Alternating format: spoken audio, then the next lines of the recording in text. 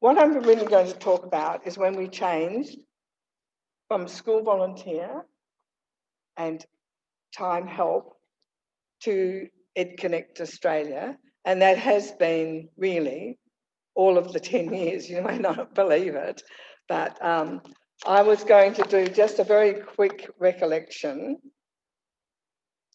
it's a personal perspective, so I hope I don't miss out anyone or offend anybody. It's looking at the impetus to change. Why did we change? The transformation as we did, the new beginning when we became EdConnect, and then the growth of the organisation. I won't say too much about the growth because I think you've heard it all today anyway. You can see what a fabulous, vibrant organisation we actually are. Now, this may surprise some people, but a lot of the early impetus came from our patron, Michael Jeffery. Michael was Governor of West Australia and then Governor-General, and he was the patron of school volunteers. And around about 2010, I think I was literally shanghaied into this position. He sort of rang me up and said, "You've got to go on the board." But what had happened with the GFC, we'd lost a lot of money. EdConnect was about literally to go broke. The CEO left, about five staff left, and the board members left. So it was literally in pretty deep trouble. I'm not sure what Michael thought I could do. He just knew I was in education. I might be able to help. And for those who don't know, he's my brother-in-law, so I couldn't really say no. I had to just sort of do some very quick learning and homework to find out about EdConnect. And I loved what I found out.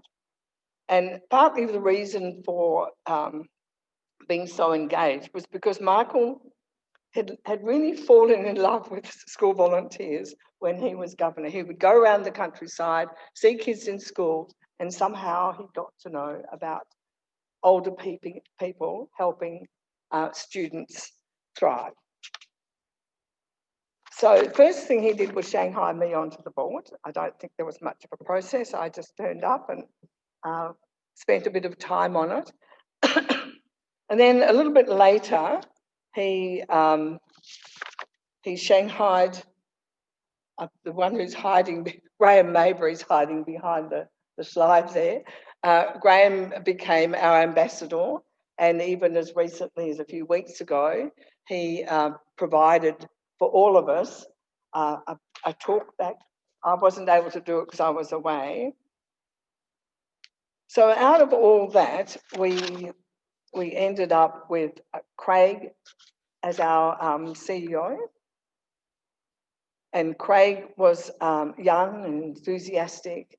We gradually started pulling the organisation back together, and I had many meetings in my downstairs dining area when Michael came to town. He was talking to the old board members.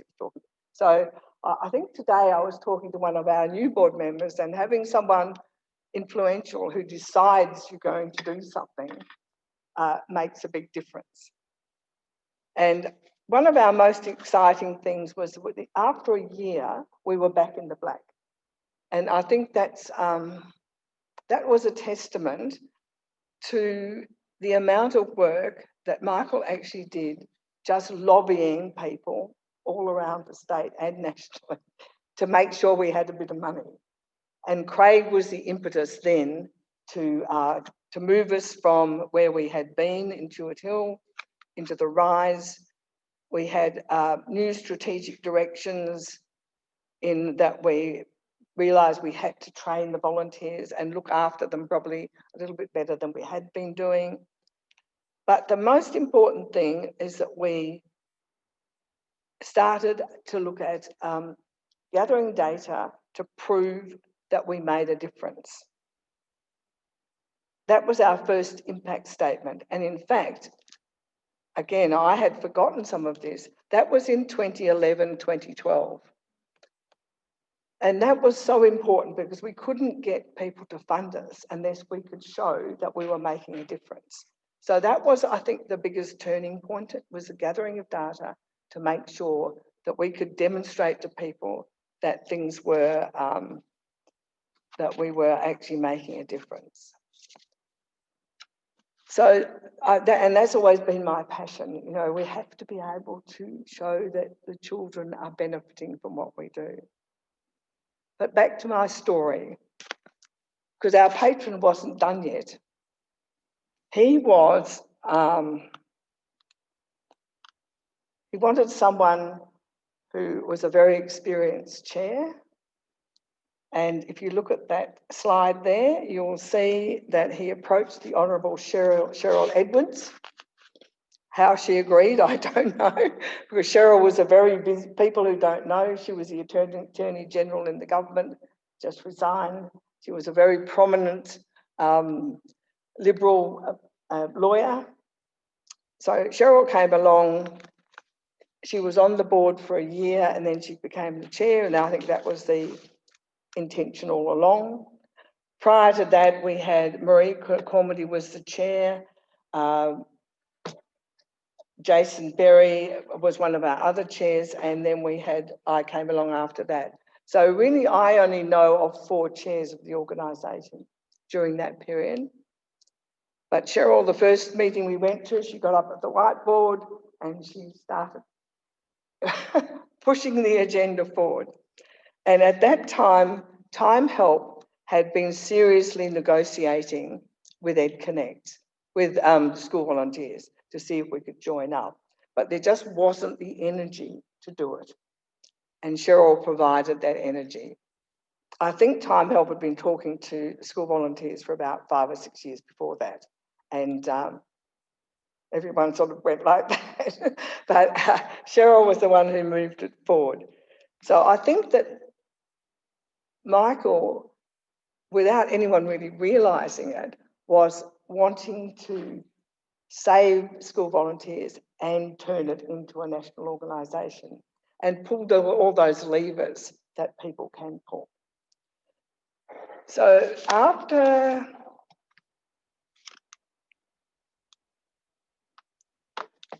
by the time we did our last annual report as the school volunteer group, we actually were able to say in that annual report that we were the only dedicated intergenerational in-school volunteering charity. So in that quite short time, all that work had been done to join us as 2 organisations. And then we had the benefit of the expertise from Victoria. Oops, I've got to go backwards. Lisa Kingman, who's on that slide, was the founder of Time Help in Victoria. Christine Gray, I didn't ever know. She was the executive officer before that. Craig, who's hiding in the back there, was the CEO who took us through that early period. Then we had Jason and now Jerry. So again, although it's nearly 22 years old, we've had 5 CEOs. And so we went from this to this. And I'm just going to do a quick little go at some of the shenanigans we had to get up with in order to make that transformation. Because what we had at that time was an organisation, a baby, without a name. And so the naming project became all important and everybody wanted to have a say. So we set up a community engagement strategy where we invited people along, people like you, and we said, dream up a name. It can be a name that looks a bit like school volunteers, or it can be something a bit quirky, or it can be something completely different. We must have had about 20 of these. And we had so many names, we didn't know what to do with them. So I'm just going to show you the short, long list. And we could have been any of those things. Mentor Me, School Partners, Aspire, Thrive. A lot of people wanted Thrive. bump up. It was a crazy list. But gradually, through these workshops, we shortened it down until we got to, and Ian was very much part of that. The group that did it was Lisa and myself and Craig and Ian. And we had some great, and we talked to all of the funders, we talked to people from schools. And it took us 6 months. We then got to a short list, Generations United, School Volunteers Australia and Connect Ed. And what you see under there is the potential strap lines. Our strap line now is volunteers helping students thrive, because we had to say, what did that name, what did it communicate? But what we had forgotten to do was find out who else used the name. So we started off just by Googling names, and we found that almost every name anyone had dreamt of was already taken. The one that was most popular was Connect Ed, and there's lots of Connect Eds out there. So someone, I don't know who it was, it might have been Ed, said, why don't we turn it around? EdConnect. There were plenty of EdConnects as well, but we put Australia on the end, and then we were able to go to ASIC and register ourselves as a unique organisation. So if you ever want to name something, don't spend 6 months dreaming up names that then you can't use. We also were working with a group called Linkletters. They were our branding agency. And in the end, they got quite impatient and said, you know, you've got to get on with this. You can't spend 6 months trying to dream up a name. So eventually we did get our EdConnect, and then we had to have the colours. So that was another one. In these workshops, we would give people colours and ask them to put colours together and try to work out what would suit. As you can see from our image, and I did choose my shirt tonight because it goes with the blue, that none of the colours and none of the names and all that work came to anything, apart from the fact that everybody felt very included, and it was there was great acceptance of what we ended up with. So that's kind of the potted history of how we got from here to there. The next bit was really what I would call the new beginning. And just before that, we did actually get 2 awards in the period leading up to that.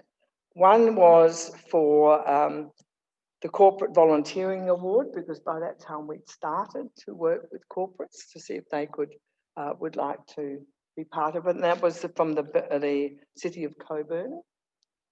And we also won a National Social Impact Award, because we were quite innovative and creative in actually looking at social impact, and had let some contracts to try and help us to gather data and improve what we were doing. So I'll just finish really with what I see as the new beginning.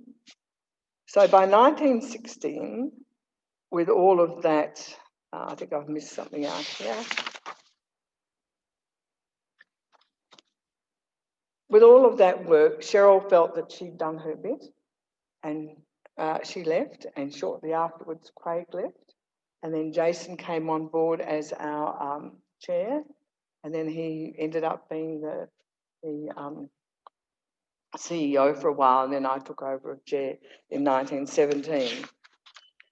So that was a fairly rapid change with all of those senior positions. But I just think I want to just say one more thing about the identity of EdConnect.